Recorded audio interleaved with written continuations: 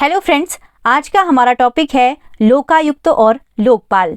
आज का ये topic BA, MA political science के स्टूडेंट्स के साथ ही साथ पब्लिक एडमिनिस्ट्रेशन के स्टूडेंट्स के लिए भी बेनिफिशियल रहेगा। साथ ही अलग अलग कॉम्पिटिटिव एग्जाम्स की तैयारी करने वाले स्टूडेंट्स भी इसे देख सकते हैं, क्योंकि एग्जाम्स में लोकपाल और लोकायुक्त से क्वेश्चन पूछे जा रहे हैं। तो शुरू करते हैं आज का टॉपिक लोकायुक्त और लोकपाल। बात अगर लोकपाल की करें तो लोकपाल जो है एक स्वीडिश कॉन्सेप्ट है। 1809 में स्वीडन में ओम्बुड्समैन संस्था की शुरुआत हुई। ओम्बुड्समैन संस्था वो संस्था है जो भ्रष्टाचार पर नियंत्रण रखने के लिए बनाई गई। इस संस्था द्वारा भ्रष्टाचार में लिप्त लोगों पर निगरानी रखी जाती है और उनको क्या पनिशमेंट दिया जाए इसका प्रावधान बताती है। तो ओम्बुड्समैन का विकास जो है वो सेकेंड वर्ल्ड वॉर के बाद तेजी से हुआ, क्योंकि हम देखते हैं कि द्वितीय विश्व युद्ध के बाद दुनिया में संचार के साधनों में वृद्धि हुई। टीवी, रेडियो हर घर घर में पहुंच गए और साथ ही साथ पूरी दुनिया एक परिवार की तरह हो गई, जहां पर ग्लोबलाइजेशन, लिबरलिज्म आदि चीजें बढ़ रही थी। तो इसके साथ ही साथ ओम्बुड्समैन की जरूरत भी महसूस होने लगी, क्योंकि भ्रष्टाचार के मामलों में भी वृद्धि हो रही थी। 1962 में न्यूजीलैंड और नॉर्वे में ये शुरू की गई और साथ ही 1967 में वेट रिपोर्ट पर ब्रिटेन ने ओम्बुड्समैन संस्था को अपनाया। तब ब्रिटेन ओम्बुड्समैन संस्था को अपनाने वाला सबसे बड़ा लोकतांत्रिक देश बन गया था।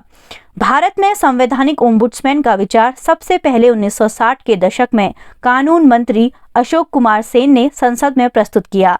हालांकि संविधान सभा की जो ड्राफ्टिंग कमेटी थी उसमें भी के.एम. मुंशी द्वारा लोकपाल या फिर ओम्बुड्समैन का जिक्र किया गया था, लेकिन उसे तब इतना सीरियसली नहीं लिया गया था। और 1960 में जब कानून मंत्री अशोक कुमार सेन थे तो उन्होंने इस विचार को संसद में प्रस्तुत किया।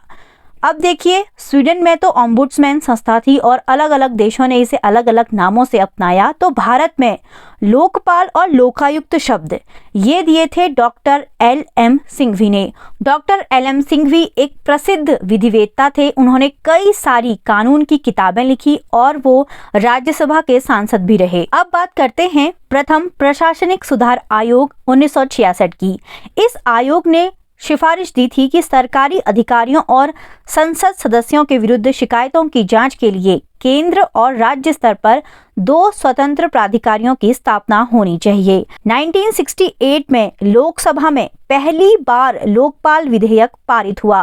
गौर करने वाली बात है दोस्तों कि 1968 में इतने सालों पहले भी हमारे देश में लोकपाल विधेयक लाने की कोशिश की गई, लेकिन ये पास नहीं हो पाया क्योंकि उस समय लोकसभा भंग हो गई थी। उसके बाद समय समय पर कई बार ये विधेयक लाने का प्रयास किया गया, लेकिन सफलता नहीं मिल पाई। तो एक क्वेश्चन हमारा यहाँ से बनता है कि भारत की लोकसभा में पहली बार लोकपाल विधेयक कब पारित हुआ? तो इसका आंसर होगा 1968। हालांकि ये पास नहीं हो पाया था। फिर वर्ष 2002 में आया वेंकटचलैया आयोग।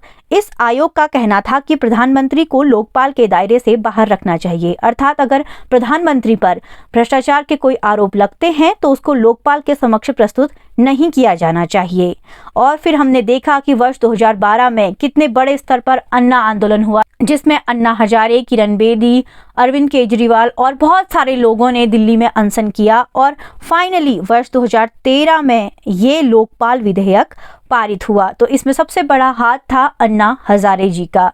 1 जनवरी 2014 को राष्ट्रपति ने इसे मंजूरी दी और 16 जनवरी 2014 को ये लागू हो गया। जैसा कि हम सभी जानते हैं कि भारतीय संविधान के अनुच्छेद 111 अर्थात 111 में राष्ट्रपति की पावर है एसेंट टू बिल्स। राज्यसभा और लोकसभा में जब कोई भी बिल पास हो जाता है तो उसे सहमति के लिए राष्ट्रपति को भेजा जाता है, जिसका प्रावधान आपको अनुच्छेद 111 में देखने को मिलेगा। जब यह बिल 2014 में लागू हो गया था, उसके बावजूद भी हमें जमीनी स्तर पर कोई भी ठोस कार्य देखने के लिए नहीं मिला और यह एक लंबित मामला बन गया। हालांकि बिल पास हो गया था, लेकिन कहीं पर भी लोकपाल, लोकायुक्त देखने के लिए नहीं मिल रहे थे। फिर इस बिल में संशोधन हुआ वर्ष 2016 में, जिसमें बहुत सारे प्रोविजन संशोधन किए गए, लेकिन कुछ मेन प्रोविजंस यहाँ पर हैं। लोक सेवकों द्वारा संपत्ति का विवरण 30 दिन के बजाय सरकार द्वारा निर्धारित समय सीमा के अंदर किया जाएगा। इससे पहले वाले जो कानून था उसमें था कि लोक सेवकों को अपनी संपत्तियों का विवरण 30 दिन के अंदर देना होगा, लेकिन बाद में ये प्रावधान कर दिया गया कि सरकार इसके समय को घटा बढ़ा भी सकती है।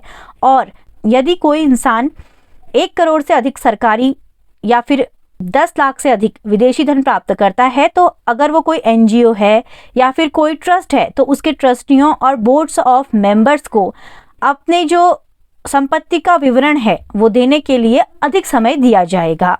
अब बात करते हैं लोकपाल की संरचना की। ये 9 मेंबर बॉडी है जिसमें 1 चेयरमैन और 8 मेंबर होते हैं। इसके चेयरपर्सन कौन बन सकते हैं? Former chief justice of India अर्थात भारत के पूर्व मुख्य न्यायाधीश, या फिर सुप्रीम कोर्ट के जजेस, या कोई ऐसा व्यक्ति जो एक प्रख्यात विधिवेत्ता हो, जिसकी सत्यनिष्ठा पर कोई भी प्रश्न नहीं उठा सकता हो और जिसके पास 25 सालों का public policy, administration, finance, insurance, banking, law, management में एक्सपीरियंस हो। तो इस प्रकार का व्यक्ति इसका चेयरपर्सन बन सकता है। और जो इसके मेंबर्स होंगे 8 मेंबर्स में से 50% यानी कि 4 मेंबर जुडिशियल मेंबर होने चाहिए, जो कि सुप्रीम कोर्ट और हाई कोर्ट के जजेस हो सकते हैं, और 4 मेंबर इसमें SC, ST, OBC और महिला वर्ग से होनी चाहिए। तो इस प्रकार इसमें एक बैलेंस स्थापित करने की कोशिश की गई है। 50 मेंबर्स जुडिशियल बॉडीज से और 50 मेंबर्स समाज के मार्जिनल सेक्शन से। मेंबर्स और चेयरपर्सन की नियुक्ति चयन समिति की सिफारिश पर राष्ट्रपति द्वारा की जाती है। तो एक प्रश्न आपका यहाँ पर बनता है कि लोकपाल के सदस्यों और चेयरपर्सन की नियुक्ति कौन करता है? तो आपका आंसर होगा राष्ट्रपति। लोकपाल का समय सीमा है 5 वर्ष या फिर 70 वर्ष, जो भी पहले हो। बात अगर चयन समिति की करें तो लोकपाल को चुनने में कौन सी चयन समिति होगी, उसके कौन कौन से मेंबर होंगे वो जानते हैं।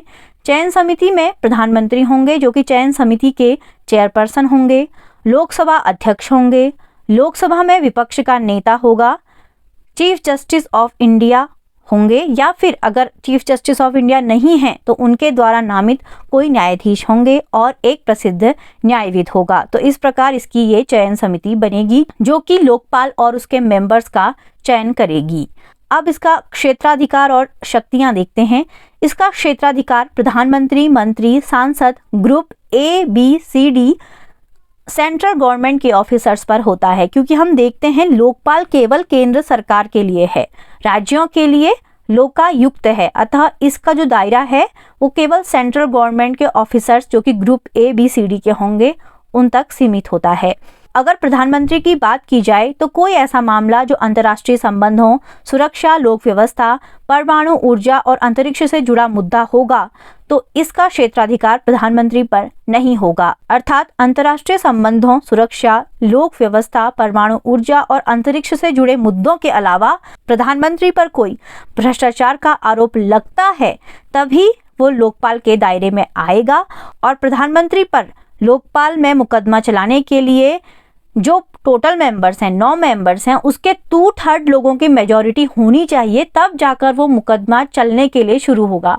2/3 कितना हो गया? 9 का ये हो गया 6। तो अगर 6 लोग, जो 9 मेंबर्स हमने पहले पढ़े, उसमें से अगर 6 लोग चाहेंगे कि प्रधानमंत्री पर लोकपाल का मुकदमा शुरू हो, तब जाकर वो मुकदमा शुरू होगा। तो आपको ये याद रखना है 2/3 मेजॉरिटी।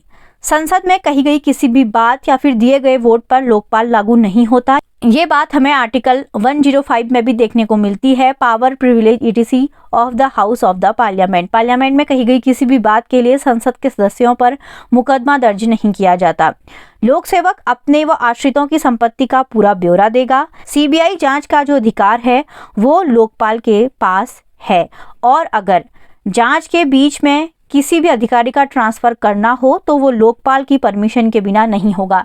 जैसा कि हम फिल्मों में देखते हैं कि कोई जांच चल रही होती है और बीच में ऑफिसर ही चेंज हो जाता है, फिर जांच लटक जाती है। तो ये फिल्मी सीन यहाँ पर ना हो, इसलिए ये प्रोविज़न डाला गया है कि अगर किसी का ट्रांसफ़र करना हो तो लोकपाल की परमिशन लेनी होगी। इसकी शक्तियाँ वही होती हैं जो एक सिविल कोर्ट अर्थात दीवानी अदालत की होती हैं। लोकपाल संपत्ति जब्त कर सकता है अगर भ्रष्टाचार का मामला हो तो। स्थानांतरण और निलंबन की शक्ति लोकपाल के पास है। अगर कोई लोक सेवक किसी भ्रष्टाचार के मामले में लिप्त है तो उसका स्थानांतरण और निलंबन लोकपाल कर सकता है। जांच के दौरान रिकॉर्ड नष्ट करने से रोकने का निर्देश देना भी लोकपाल की एक शक्ति है। अब बात करें इसकी कमियों की, तो वर्ष 2013 में ये लागू तो हो गया था, लेकिन जमीनी स्तर पर कार्य करने को हमें नहीं मिलता, हम नहीं देखते कि ये बहुत अच्छा काम कर रहा है। राजनीतिक हस्तक्षेप इसमें बहुत अधिक है, क्योंकि हम देखते हैं कि इसको जो लोग चुन रहे हैं, समिति के सदस्य कौन है, प्रधानमंत्री हैं जो कि किसी न किसी पॉलिटिकल पार्टी से रिलेटेड होते हैं, लोकसभा अध्यक्ष पॉलिटिकल पर्सन है, लोकसभा में विपक्ष का नेता पॉलिटिकल पर्सन है।